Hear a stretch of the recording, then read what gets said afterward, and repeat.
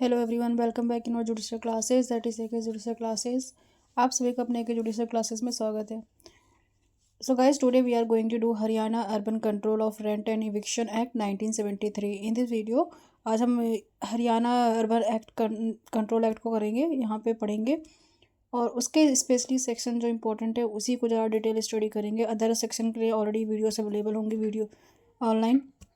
जब मैंने देखा काफ़ी वीडियोस भी मैंने देखा, उसमें स्किप कर रखा है स्पेशली सेक्शन 13 को, और जो वेरी इंपॉर्टेंट है एग्ज़ाम में पूछे जाते हैं वहीं से क्वेश्चन। तो मैं उसी सेक्शन को बस पढ़ाने यहाँ पे इस वीडियो को बना रही हूँ, स्पेशली फॉर दी सेक्शन 13।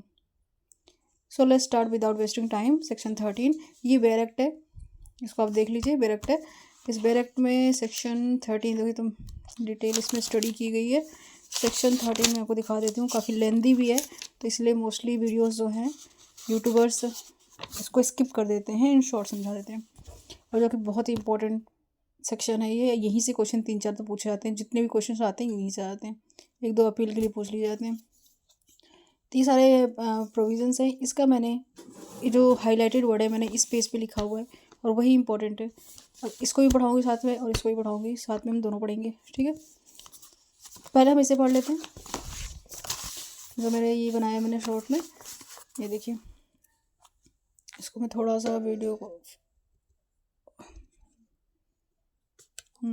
अब सेक्शन 13 हम पढ़ेंगे। यहाँ पे सेक्शन 13 कहता क्या है पहले ये देख लेते हैं। इस अकॉर्डिंग टू दी, अगर हम इसे यहाँ पे देखें, Haryana urban control act of rent and eviction act 1973 यहाँ पे हम पढ़ रहे हैं। और सेक्शन 13 जो है स्पेशली इविक्शन ऑफ टीनेंट के बारे में बात किया गया है। इसमें किसके बारे में बात किया है? इविक्शन करना है किसका? टीनेंट का। इविक्शन का मीनिंग क्या होता है? उसे निकालना। कहाँ से? अपने प्रॉपर्टी से। टीनेंट एक किराएदार होता है जिसको लैंडलॉर्ड, कभी ऐसी सिचुएशंस आती हैं, ऐसे सर्कमस्टांसेस आ जाते हैं जहाँ पे हमें उनको निकालना पड़ता है। मिस यूज जब अपने जो पोजीशन के जो राइट्स हैं उसको मिस यूज़ करने लग जाते हैं, तो हमें टीनेंट्स को बाहर निकालना होता है। तो यहाँ पे सेक्शन 13 का फर्स्ट क्लॉज जो है ये किसके बारे में बात करते हैं? It is talking about the eviction of टीनेंट।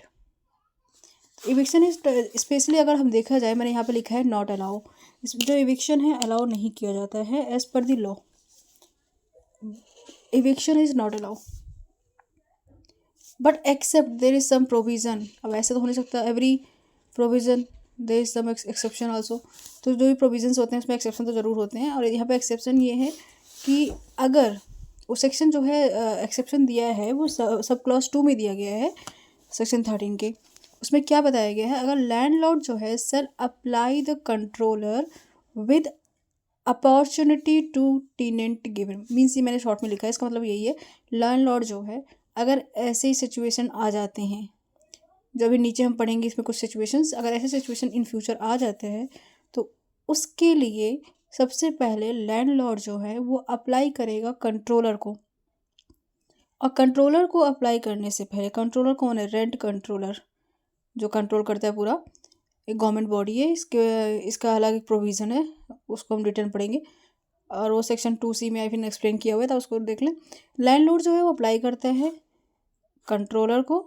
उससे भी पहले उसकी ड्यूटी बनती है लैंडलॉर्ड की, टीनेंट को बोले और उसको एक दो अपॉर्चुनिटी दे, उसको नोटिस दे, इन्फॉर्म करे कि हमें ये चीज़ें आप कर रहे हो, ये गलत है अकॉर्डिंग टू द लॉ, तो हम इसके लिए आपको इविक्ट करते हैं।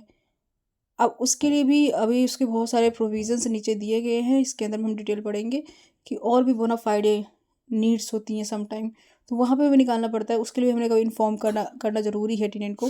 तो अपनी तरफ से यू मस्ट भी हैव अ क्लीन हैंड, आप अपने तरफ से बिल्कुल क्लीन रहो। और फिर इसके बाद आप जाओ अपने, अगर तब भी नहीं फॉलो कर रहा है रूल और टीनेंट अगर डिनाई करता है तो आप लैंडलॉर्ड, एज अ लैंडलॉर्ड आप कंट्रोलर के पास जाके अपनी राइट्स को क्लेम कर सकते हो, इन रिलीफ्स को क्लेम कर सकते हो स्पेशली। तो ये मैंने लिखा है landlord shall apply the controller, यहाँ पे फिर कॉमेंट आया with opportunity to tenant given, मतलब इविक्शन के लिए आप उसको पहले इन्फॉर्म करेंगे, उसके बाद आप कंट्रोलर के पास जाएंगे और फिर अप्लाई करेंगे कंट्रोलर से आगे प्रोसीजर के लिए। फिर सब सेक्शन 2 बोल रहा है कि कहाँ पे लैंडलॉर्ड अप्लाई करेगा, किस पर्पस से, मतलब क्या क्या जो ऐसे जो सिचुएशन है जहाँ पे लैंडलॉर्ड को अप्लाई करना पड़ रहा है इविक्शन के लिए। Not paid not neither tender to pay. अब इसमें देख लेते हैं हम क्या लिखा हुआ है। अ लैंडलॉर्ड, अभी तो, a tenant is possession of building और rented land shall not be evicted, लिखा है ना, उसे इवेक्ट नहीं किया जाएगा। Therefore except in accordance with the provision, सिर्फ उन्हीं प्रोविज़न के जो दिए नीचे दिए गए हैं प्रोविज़न को छोड़ के, अदरवाइज उसे अलाउ नहीं है लैंडलॉर्ड को कि before the agreement completed you can not be evict the tenant as per term and condition of the agreement. अगर आप जितने मंथ का बनाए आपका, अगर वो कंप्लीट होगा तभी आप निकाल सकते हो, टेनेंट को लैंडलॉर्ड निकाल सकते हैं, अदरवाइज अलाउ नहीं है। बट कुछ सिचुएशन आ जाती हैं ऐसे जहाँ पे हमें लैंडलॉर्ड एज अ लैंडलॉर्ड और टेनेंट को निकालना पड़ता है। क्लॉज 2 बोलता है landlord who seek to evict his tenant, अगर लैंडलॉर्ड अगर चाहता है अपने टेनेंट को बाहर निकालने के लिए चाहता है घर से, shall apply to the controller, shall provision है उसको अप्लाई करना पड़ेगा कंट्रोलर को। For a direction in that behalf, if the controller after giving the tenant a reasonable opportunity of showing the cause of action against the application is satisfy. अब application आपने जो दिया है उससे पहले आपको अपॉर्चुनिटी देनी चाहिए, और टेनेंट को कंट्रोलर भी बुलाएगा और उसको समझाया बताया, मतलब उसको अपॉर्चुनिटी देगा कि आपको क्यों ना निकाला जाए। ये सब चीज़ें प्रोसीजर आगे फॉलो की जाएगी, बट पहले कंट्रोलर को आप अप्लाई करने से पहले you must be give the opportunity to the tenant also.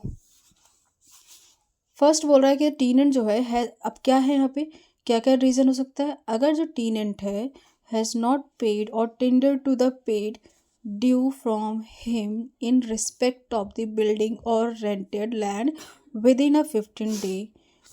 अब मैं इसको डिटेल अगर पढ़ूंगी तो काफ़ी टाइम लंबी वीडियो हो जाएगी, तो इसका ही मैंने यहाँ पे शॉर्ट बना रखा है, इसी को आप यहाँ से देख सकते हैं। देखिए फर्स्ट में बोल रखा है कि लैंडलॉर्ड ने उसको बोला भी टेनेंट को, स्टिल वो ना ही उसका रेंट पे कर रहा है लैंडलॉर्ड का, ना ही टेंडर टू पे, वो चाहता भी नहीं है पे कर दे। अगर एग्रीमेंट बना हुआ है दोनों के बीच में, लैंडलॉर्ड और टेनेंट के बीच में, तो 15 डेज होने के, जैसे 15 डेज हो उसको दे देना चाहिए रेंट, बट वो नहीं दे रहा है। अगर एग्रीमेंट नहीं बना है तो लास्ट मंथ ऑफ दी, जो नेक्स्ट मंथ आएगा, जो मंथ आता है उसका लास्ट डे, तो कम से कम दे दे, पे कर दे, बट वो भी नहीं पे कर रहा है। तो ये क्वेश्चन यहाँ से पूछ लिए जाते हैं, 15 डे और लास्ट डे। ये कब होता है, जब एग्रीमेंट बना होता है और जब एग्रीमेंट नहीं बना होता है। प्रोवाइडेड इफ़ पेड, अगर वो 15 दिन में पे कर देता है फर्स्ट हियरिंग के, प्लस उसको देना पड़ेगा 8% एरियर, प्लस कॉस्ट भी उसको पे करना पड़ेगा। ये अगर उसने इससे अगर एरियर हुआ है उसके बिहाफ पे, तो then not to be evict, अगर वो ये सब चीज़ें फुलफिल कर देता है, क्या पे कर देगा, जैसे ही हियरिंग स्टार्ट हुई 15 दिन के अंदर 8 जो अमाउंट है, जो बकाया अमाउंट है एरियर रेंट है वो, प्लस 8% जो एरियर रेंट पे लगा इंटरेस्ट, आपको इंटरेस्ट देना पड़ेगा।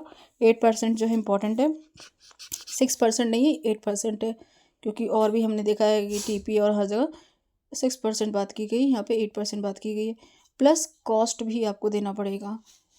Next, landlord apply only for the 3 year, इसका क्या मीनिंग है। ये जो हैं वेयर एक्ट को आप रीड करोगे तो ये स्टेप बाय स्टेप यही प्रोविज़न दिए हुए हैं, मैंने इनको इन शॉर्ट लिख दिया है, काफ़ी डिटेल समझा रखा है। तो लैंडलॉर्ड जो है अप्लाई करेगा, अगर इसका मीनिंग क्या है, अब लैंडलॉर्ड है वो 2015 से टेनेंट रेंट नहीं दे रहा है, और अब आ गया है 2020, अब आप बोल रहे हो कि लैंडलॉर्ड जो है और टेनेंट जो है वो रेंट पे नहीं कर रहा है, तो आप 2015 से लेकर 20 तक का पूरा रेंट आपको नहीं मिलेगा, सिर्फ कंट्रोलर दिलाएगा 3 साल का, मीन्स 17 to 20 के बीच का जो रेंट है वही देगा, उसके आगे आपको अलाउ नहीं करेगा, वो सब आपका मतलब रिफ्यूज़ कर दिया जाएगा, नहीं दिया जाएगा, ये लिखा हुआ है। और ये भी इम्पोर्टेंट है, 3 ईयर जो क्वेश्चन पोस्ट लेते हैं, ठीक है। नॉट एक्सीड, सेकेंड क्लॉज बोलते हैं, ये हमारा फर्स्ट क्लॉज था 2 का, ए का फर्स्ट क्लॉज। बहुत इंपॉर्टेंट है क्योंकि ये क्वेश्चन अभी आगे जाके हमें और भी चीज़ें बताएंगी जिसमें आपको रेफर किया जाएगा टू के ए का फर्स्ट, टू ए का बी, ऐसे। ये क्या है? सबलेट। क्या है ये? Sublet. Use for other purpose. अगर दूसरा चीज़ है कि उसने सबलेट कर दिया है या फिर किसी और पर्पस से वो यूज़ करने लग गया है, कौन? टीनेंट। Using the land the occupied land for any other purpose और गिविंग अ सबलेट। सबलेट में से अपने अंडर में किसी और को दे दिया उसने, और भी किराएदार को रख लिया without permission. Third is destruction of building. अब वो बिल्डिंग में तोड़फोड़ कर रहा है। Fourth is nuisance.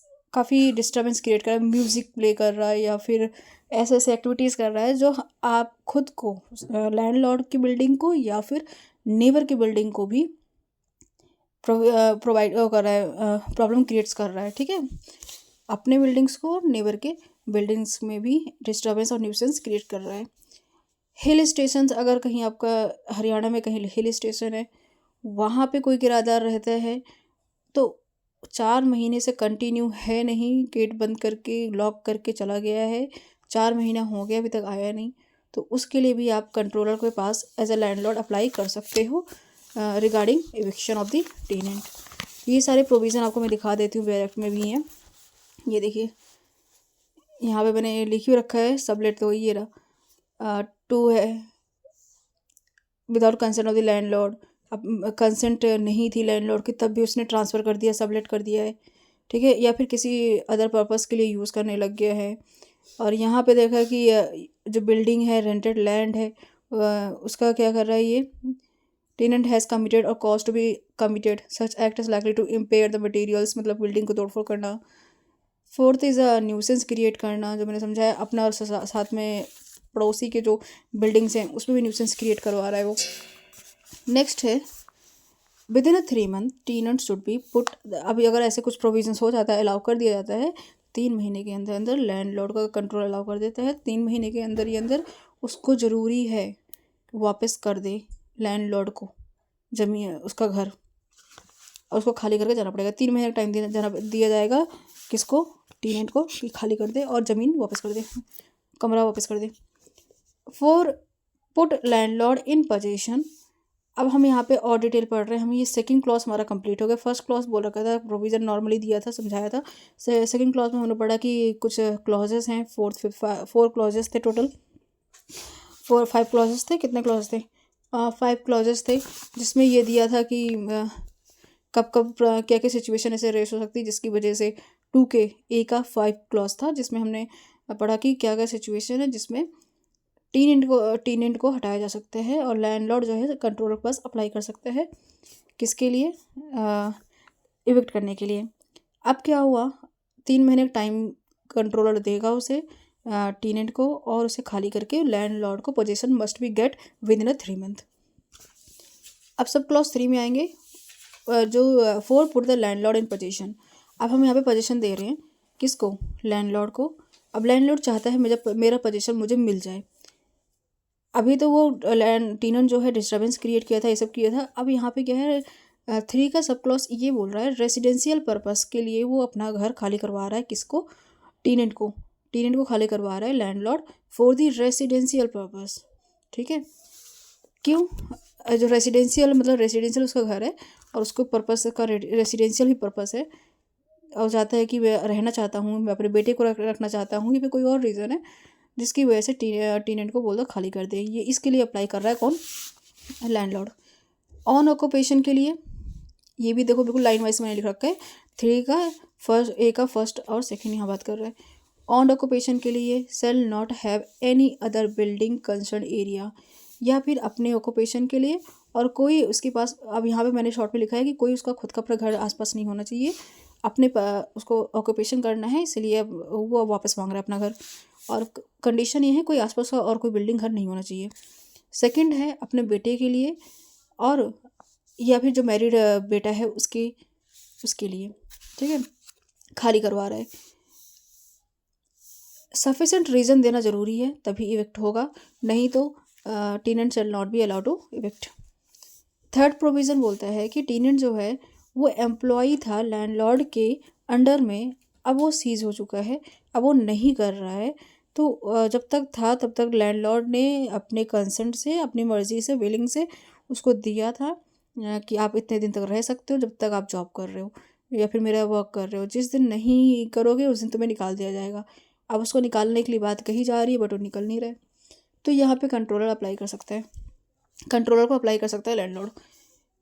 अब यहाँ पे एक प्रोविज़न एक और दिया हुआ है। इस प्रोविज़न में ये बोला गया है, अगर वो इंडस्ट्रियल डिस्प्यूट एक्ट के अंदर अप्लाई होता है, उसके ऊपर ये एक्ट अगर लागू होता है उस टीनेंट के ऊपर, अगर ऐसा रिलेशनशिप है एम्प्लॉय और टीन एम्प्लॉयर का, तो उस पे जो है वो इवेक्ट नहीं कर सकता, शैल नॉट बी इवेक्ट। वो इवेक्ट करेगा according to that act only, वहाँ पे वो प्रिवेल करेगा। फोर्थ क्लॉज बोलता है टीनेंट है वॉज ऑन रेसिडेंस। मीन्स अब ये ऐसी सिचुएशन आ गई है, उसका खुद का अपना घर मिल गया है। पहले उसने जब घर लिया था तो उस टाइम उसके पास नहीं था। अब उस टाइम उसके पास घर आ चुका है, उस स्टूडेंट के पास घर आ चुका है, और तब भी वो घर नहीं खाली कर रहा है। बगल में एक उसकी बिल्डिंग खड़ी है और आपके घर में रह रहा है, तो ये ऐसा नहीं होना चाहिए। इसके लिए भी वो अप्लाई कर सकता है लैंडलॉर्ड। ये जो फिफ्थ क्लॉज है ना, वेरी इंपॉर्टेंट है, ठीक है। फिफ्थ क्लॉज ये आर्म फोर्स के बारे में बात कर रहा है, और यही बार बार इसी पे ही हम 3-4 प्रोविज़न और आगे पढ़ेंगे। तो ये फिफ्थ क्लॉज से याद कर लो, इसे कुछ ट्रिक बना लो, कुछ भी कर लो। आर्म फोर्स, लैंडलॉर्ड जो है अगर उसको अगर वो किसी आर्म फोर्स से बिलोंग करता है और अब वो रिटायर हो चुका है, डिस्चार्ज हो चुका है अपनी ड्यूटी से, अब उसको अपना घर चाहिए वापस रहने के लिए, अपनी फैमिली के साथ, अपनी फैमिली के लिए, तो उसको वो घर मिल जाएगा। सो गाइस ये पूरा इसमें दिया हुआ था। नेक्स्ट आगे अगर हम पढ़ लें तो यहाँ पे फैमिली का मतलब क्या होता है ये बताया गया है। फैमिली का मतलब होता है लिव विथ हिम, जो उनके साथ रहता है या फिर जो उसका डिपेंडेंट है, वो फैमिली इसमें माना जाएगा। बी क्लॉज में फिर से रिपीट किया है फर्स्ट और सेकंड क्लॉज। ए किसका, जो अभी हमने 2 पढ़ा था, सेक्शन 2 13 का 2 का ए और जो सेकंड क्लॉज है पूरा रिपीट किया हुआ है, तो उसको पढ़ने से कोई फ़ायदा नहीं है, वही सेम चीज़ बता रखा है कि किस पर्पज़ से और चाहिए, रिपीटेड है।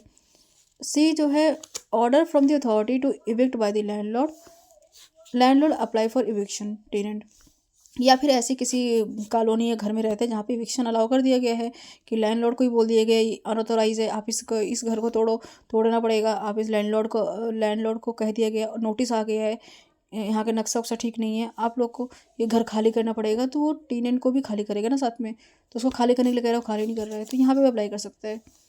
प्रोवाइडेड नॉट टू इविक्ट, अब कहाँ पे इविक्ट नहीं करेगा, रेंट एग्रीमेंट अगर है एंड हो चुका है, एक्सेप्ट दी, ऐसा अगर रेंट एग्रीमेंट है उसके अकॉर्डिंग ही वो खाली करेगा, एक्सेप्ट इन प्रोविज़न के। दो फिफ्थ आ गया ना आर्म फोर्स पर्पज़ से, अगर आर्म फोर्स पर्पज़ है तो उसको खाली करना पड़ेगा। सेल्फ पर्पज़ इफेक्ट, अब अपने अपने पर्पज़ के लिए इफेक्ट कर रहा है बट रेंट अदर टीनेंट, मीन्स कि एग्रीमेंट है उसके अकॉर्डिंग, ज़रूरत भी नहीं है कहीं की खाली करना पड़े, बट वो बोल रहा है कि खाली करो, बट अगर ऐसे ज़रूरत पड़ गई आर्म फोर्स के पर्पज़ से तो वहाँ पे इफेक्ट कर सकते हैं। सेल्फ पर्पज़ मतलब अब आपको खुद की ज़रूरत तो है, आपने खाली करवा दिया है बट आप रह नहीं रहे हो वहाँ पे, ठीक है, बट रेंटेड अदर टीनेंट, अदर को किसी और को रखना है उसके लिए आप खाली करा रहे हो बीच में, तो ऐसा नहीं है। For the son eviction but not given, son को रखना है, आपने कहा था पीछे भी अभी बोला था अपने प्रोविजंस में कि सन मैरिड सन है या फिर उसके ऑक्यूपेशन के पर्पज़ से, प्रोफेशनल पर्पज़ से आप अपना सन के लिए आप वो घर वापस ले रहे हो, टीनेंट को हटा रहे हो, अब आप उसमें ना टीनेंट को रखी नहीं, टीनेंट को हटा दिया बट आपने सन को रखा ही नहीं, तो ये सब चीज़ें नहीं करनी है। जेन्युइन चीज़ें हैं जो नॉर्मली आप डे टू डे लाइफ में देखते हैं। 3A सब क्लॉज है, ये किसके बारे में बात करता है, नॉन रेसिडेंशियल बिल्डिंग के बारे में बात। 3A अभी हमने 3 पढ़ा था, रेसिडेंशियल और नॉन रेसिडेंशियल, 3A के बारे में बात करता है। अगर आपके पास नॉन रेसिडेंशियल बिल्डिंग है तो क्या होगा, अगर आप रिटायर और डिस्चार्ज हो रखे हैं आर्म नेवी इन फोर्सेस से तो आप खाली करा सकते हैं, या फिर आपका माइनर सन है, किसी कोई जो डिसीज़ था, हेल्थ था, वो मर गया है, लैंडलॉर्ड मर गया, उसका माइनर सन है, तो उसके लिए प्रॉपर्टी आप खाली करा सकते हो, टीनेंट को खाली करना पड़ेगा। अब यहाँ पे क्या हो रखा है, अगर ये मेजर हो चुका है या फिर अगर सन जो है वो मेजर हो गया है और 3 साल के अंदर आपने अप्लाई कर दिया है पोजीशन के लिए, या फिर डेथ हो चुकी है उसके 3 साल के अंदर आपने अप्लाई कर दिया है, तो लैंडलॉर्ड को ज़रूरी है उस तब आपको पोजीशन मिल जाएगी उस ज़मीन की। विदिन 3 ईयर अप्लाई और put the landlord in position, ये लिखा हुआ है इसका मतलब। नेक्स्ट हमारा है provided not to have other such building same time, वही सेम चीज़ फिर से वो रिपीट किया जा रहा है। फोर्थ क्लॉज बोलता है कंट्रोलर पावर। कंट्रोलर क्या कर, इफ़ लैंडलॉर्ड बोनाफाइड अलाउ, अगर बोनाफाइड है तो उसको अलाउ कर दिया जाएगा। प्रोवाइडेड है कि नॉट, ये जो पूरी प्रोसीडिंग है 3 महीने के अंदर अंदर ख़त्म कर दी जाएगी और लैंडलॉर्ड को उस पोजीशन में उसका जो पोजीशन है उसको वापस मिल जाएगा। फिफ्थ क्लास में ये बोला गया है 3A फिफ्थ, फिर से आ गया arm force act. Arm force में अगर आप हो या फिर किसी नेवी एंड ऑल में हो तो उस प्रोविजंस के लिए नॉट टू एक्सेप्ट, यहाँ पे अगर इस पर्पज़ से आप अगर बोल रहे हो खाली करवाने के लिए घर, तो आपको जो डिस्पोजल है मैटर का वो 1 मंथ में हो जाएगा। तो ये इंपॉर्टेंट है, ये 1 मंथ है, अदरवाइज 3 मंथ में डिस्पोज होता है। अगर इस पर्पज़ से है, रिटायर्ड डिस्चार्ज होकर आए हो आप, तो 1 मंथ के अंदर आपको जो प्रॉपर्टी है वापस मिल जाएगी। पूरी प्रॉपर्टी जो मतलब आपका जो हियरिंग है डिस्पोज हो जाएगा 1 महीने के अंदर और आपको रहने को मिल जाएगा 15 दिन के अंदर। ठीक है। Not to rented after such eviction ground any other tenant, जरूरी है कि यहाँ पे नॉट टू री एंट्री।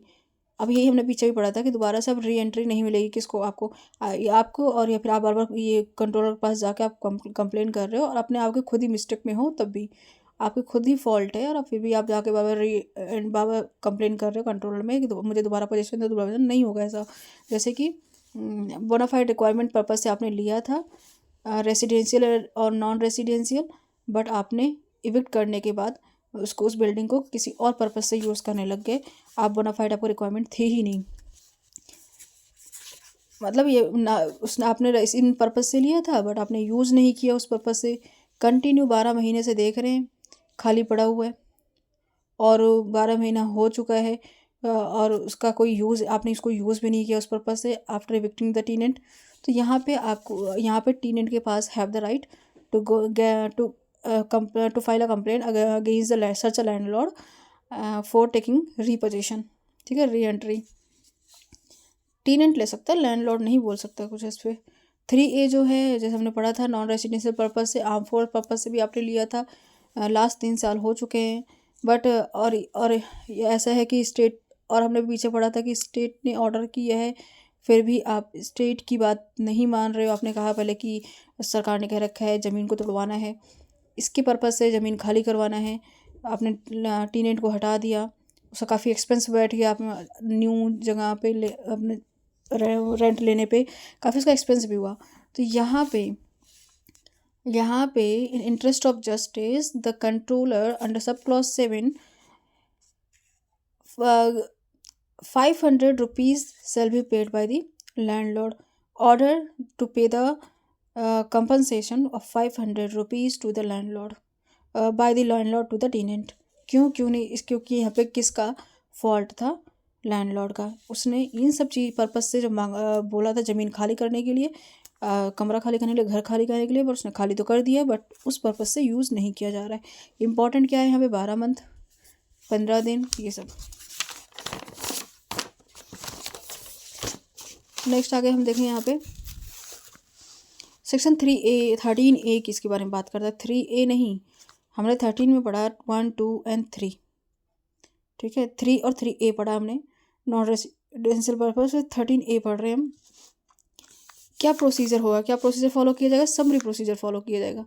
कौन सा प्रोसीजर फॉलो किया जाएगा, summary. In the case of अगर आर्म रिटायर्ड है तो 1 year with in he apply, 1 साल के अंदर उसको अप्लाई करना पड़ेगा। विद इन 1 ईयर वो अप्लाई कर देगा और उसके लिए उसका पूरा जितना भी विद इन 3 मंथ कंप्लीट हो जाएगा। आर्म फोर्स रिटायरमेंट के लिए कितना मंथ कहा गया था, 1 मंथ, और उसके लिए उसको इन पोजीशन दे दिया जाएगा 15 दिन के अंदर। बट उसको फाइल कब तक करना है, 1 ईयर के अंदर अंदर। गवर्नमेंट एम्प्लॉई है अगर, या फिर विडो है, चाइल्ड या फिर उसके भी सब चाइल्ड है, तो उसके लिए बोल रखा apply dependent on at the LR death. जैसे एलआर की डेथ होगी तुरंत उसको अप्लाई करना पड़ेगा। अब एलआर जब उसकी डेथ हो गई है, इन केसेस में एलआर की जब एलआर कब फाइल करेगा केस, अगर लैंडलॉर्ड की डेथ हो गई है। अगर यहाँ पे एक एक्ट के बारे में एक एक्ट दिया गया है 1988, तो 1 ईयर तो देखा है जनरली 1 ईयर है गैप। कब करना है, तीनों में जो भी आंसर आएगा आपको 1 ईयर पे ही टिक करना है। इस पूरे प्रोविज़न में 1 ईयर का गैप दिया हुआ है। बिफोर अगर ये एक्ट आया उसके बाद या फिर लैंडलॉर्ड के डेथ होने से पहले और आप डेथ होने के बाद एक्ट आया है, या फिर पहले आया एक्ट या फिर बाद में एक्ट आया डेथ होने के, तो उसके 1 साल के अंदर with in a 1 year you have to file the complaint regarding this. ठीक है। 1A किसके बारे में बात करता है? 3A के 1 year of cause of action आते ही आपको तुरंत ही फाइल करना है कंप्लेन। समरी प्रोसीजर है। ठीक है। और नहीं, यहाँ पे सम्मन दिया जाएगा, समरी प्रोसीजर में सम्मन दिया जाता है, आप सम्मन दोगे यहाँ पे। फिर पोस्ट ऑफिस के थ्रू अब यहाँ पे टीनेंट को नॉलेज हो जानी चाहिए और एक्नॉलेजमेंट कर देना है प्रॉपर। अगर वो ऐसे अपने आप को शो करता है कि नहीं दिया गया है तो ये माना जाएगा, फिर वो रिफ्यूज़ कर देता है तो ये डीम किया जाएगा इट वाज वैलिड सम्मन। ये प्रोसीजर बताया गया है। 4th क्लास में बताया है कि T not contest the eviction application until file affidavit plus ground of controller leaves. यहाँ पे उसको डिफेंडेंट के राइट, टीनेंट के पास डिफेंस का राइट है, और वो डिफेंस करेगा कैसे? एफिडेविट फाइल करके उस पर प्रॉपर उसको देना पड़ेगा क्या रीज़न है, क्यों वो पे नहीं कर पाया, वो खाली क्यों नहीं कर रहा है घर। अगर in due course of time अगर वो बता देता है, सारी इन्फॉर्मेशन दे देता है on affidavit rent controller act को, और तो उसको इविक्शन ना देना पड़े, उसको डिफेंस की जो रिलीफ है वो मिल सकते हैं। अदरवाइज उसे इसका डिफेंस का राइट नहीं मिलेगा। Not appear also, let suppose वो अपीयर भी नहीं हो रहा है, तब क्या करेंगे? Next, leave to defend will be rejected. अब उस अगर वो अपीयर भी नहीं हो रहा है और उसने रिफ्यूज़ कर दिया है समन्स को, तो यहाँ पे जो उसकी डिफेंडिंग राइट है ना वो रिफ्यूज़ कर दिया जाएगा। The right of defence should be refused. Next is talking about the 5th clause. 3A का 5th क्लॉज पढ़ रहे हैं हम यहाँ पे। 13A का 5th क्लॉज, ओके 13A का 5th क्लॉज पढ़ रहे हैं हम यहाँ पे। If disclose by the T मतलब tenant fact about not to file affidavit if proof, then इनका जो डिसएंटाइटल जो लैंडलॉर्ड है अब वो डिसएंटाइटल हो जाएगा, उसकी जो डिफेंस है उसको मिल जाएगा, किसको? टीनेंट को। और उसने सफिशेंट प्रूफ कर दिया है तो लैंडलॉर्ड के जो रिलीफ है वो नहीं मिलेगा। जेन्युइनली थिंग जो होती है, नॉर्मली जो प्रोसीजर होता है और जो जस्टिस में किया जाता है प्रोसीजर फॉलो, वो किया जा रहा है यहाँ पे। 6 में ट्रायल कैसे हो जाएगा? ट्रायल जो है should be done as earliest as possible, जैसे टाइम और टेन्योर दिया गया है उसके अकॉर्डिंग हो जाना चाहिए। 7th में इंक्वायरी दी गई है, इंक्वायरी करिए proper. No appeal for the second appeal lies, कोई अपील और अपील यहाँ पे अलाउ नहीं की गई है, रिव्यू अलाउ किया गया है। और हाई कोर्ट के पास पावर है, अगर चाहे तो कॉल कर सकते हैं उन कंट्रोलर से डायरेक्टली, कभी जरूरत पड़ सकती है तो कंट्रोलर से डायरेक्टली लेके पेपर्स को पढ़ सकता है और उस पर ऑर्डर पास कर सकते हैं। हाई कोर्ट जो है उसके पास रिवीजन पावर है बट नॉट अलाउड, सिर्फ वो कॉल कर सकता है। Procedure for only review allow है यहाँ पे। और जो रेंट कंट्रोल अथॉरिटी की जो पावर होती है उसे काफ़ी स्ट्रिक्टली फॉलो किया जाता है, और उसे मतलब उसके जो उस पर अपील अलाउ नहीं है, वही फाइनल प्रोसीजर होता है। का procedure for disposal same for above the process, ये सब प्रोसीजर फॉलो किया है। Not to inconsistent with any other act, किसी और एक्ट को इनकन्सिस्ट नहीं करेगा। सो गाइस ये पूरा आपको देख लो यहाँ पे। आप अगर इसको पढ़ेंगे भी सेक्शन 13 को तो यही पूरा डिटेल में यही रिपीट किया हुआ है सब कुछ जो मैंने पढ़ाया आपको। इन्हीं हाईलाइटेड वर्ड को देख रहे हो, मैंने यहाँ पे शॉर्ट करके लिख दिया था। सो गाइस ये पूरा इतना बड़ा सेक्शन है, इस सेक्शन को मैंने यहाँ पे हाईलाइट करके, और इसको इन शॉर्ट में 13A भी देख लो, स्पेशल प्रोसीजर बता रहा है, ये पूरा मैंने यहाँ पे लिख दिया विद इन 4 पेजेस। तो आप इस वीडियो को आराम से स्लो मोशन में देख लीजिए, और आई होप ये हेल्पफुल रहेगा आपके लिए। If you like please do like and subscribe. Thank you, bye bye.